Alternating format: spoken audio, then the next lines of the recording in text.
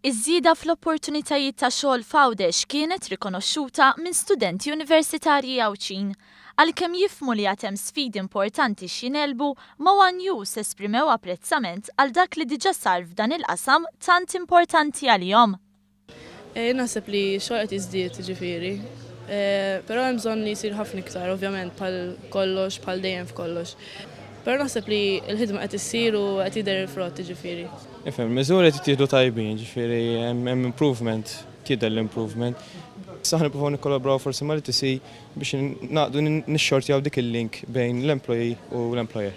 Bħala ħidma vera mexxin il-qoddim, iżda dejjem hemm fejn nistgħu nagħtu spinta l-qoddim biex l-Għawxi dejjem jista' jsib xogħol Għawdex.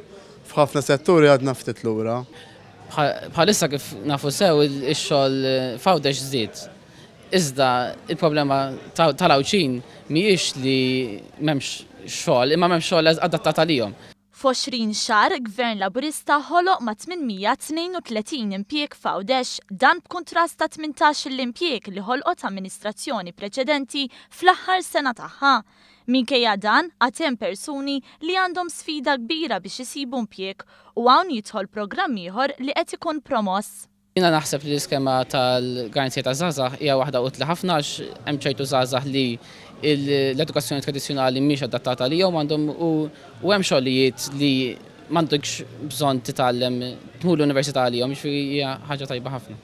Dwar dan u iktar l-istudenti Għawċin tkellmu mal-Prim Ministru nnifsu li tul il-jum tal-ġimgħa żar attività li qegħdin jagħmlu fuq il-kampus tal-Università.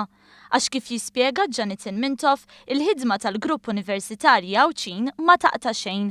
Ser inkomplu naħdmu fuq dak li għamilna fi żmien li għadda, pereżempju dak tal-studenti tal-mediċina u tal-kirurġija l-Għawċin, ikollhom l-opportunità li l-eżamijiet tal-kitba anki jsiru f'Għawdex. Ser inkomplu naħdmu biex ikun hemm il-possibilità ta' video conferencing, issa nimxu lil minn dak il-part-time courses għal dawk li huma full-time, u ser inkomplu naħdmu mal-industrija biex iva għaliex le nresqu l-industrija flimkien ma' studenti għal anki xi opportunitajiet jew skemi fis-sajf ta' xogħol. Il-Prim Ministru wiegħed l-impenn tiegħu biex l-aspirazzjonijiet ta' dawn iż-żgħażagħ isiru realtà.